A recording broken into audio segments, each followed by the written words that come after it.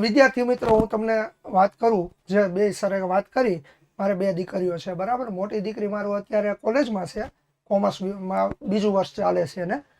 તે મારી મોટી દીકરીને 10મામાં 70% હતા અને 12મામાં તે પણ A1 ગ્રેડ છે બરાબર. 10મામાં 70% અને 12મામાં A1 92% આવે.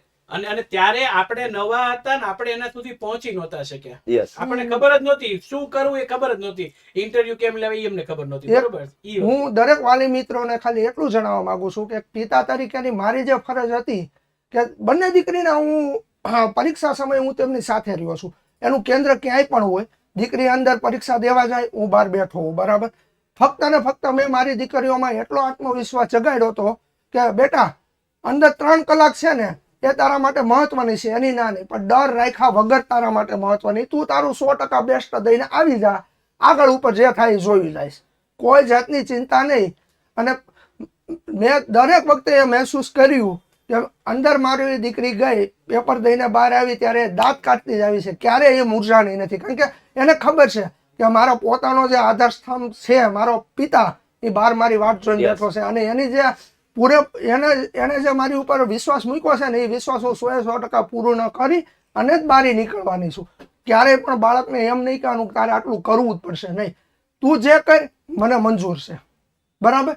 મને ખબર જ છે મારી દીકરીની ક્ષમતા કેટલી છે, એમાં તું ક્યાંય પાછી નથી પડવાની. પછી મને શું બીક છે અને તારે શું બીક રાખવાની, હું તારી સાથે છું. બહુ સરસ વાત કરી છે. બેયને જવાબદારીઓનું ભાન હતું.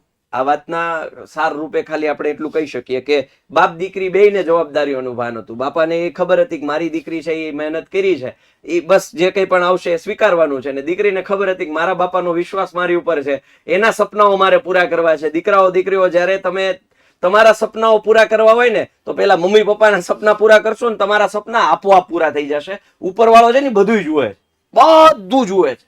આ તમે સમજો, આ દુનિયા આખી ચાલે છે.